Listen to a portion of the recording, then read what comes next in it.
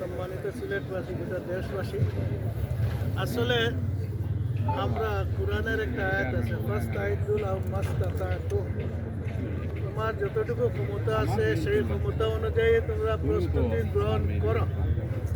আমি বিশ্বাস করি, আমরা বারবার বসেছি, আলোচনা করেছি, আমাদের বিবেক বুদ্ধি পরামর্শ, আমাদের আগে আরও 2টা প্রোগ্রাম হয়েছে, এইগুলাতে কি কি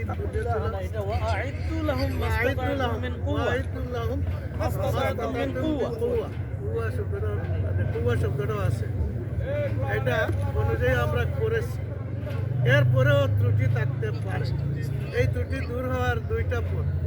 একটা হলো আল্লাহর কাছে সাহায্য কামনা করছি, আল্লাহ যেন আমাদেরকে সাহায্য করেন, সবাই বলে আমিন। দ্বিতীয়টা হলো যে সাংবাদিক বন্ধুগণ সহ গোটা সিলেটবাসী এবং যারা এখানে আসবে সবাই সহযোগিতা আমরা কামনা করছি।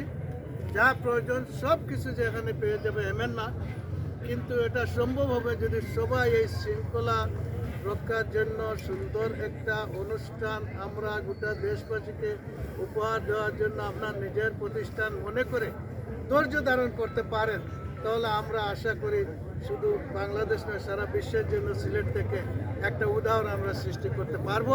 সেই সহযোগিতা এবং সাহায্য কামনা করে, আল্লাহর সাহায্য কামনা করে সবাইকে ধন্যবাদ দিয়ে আমার কথা শেষ করছি।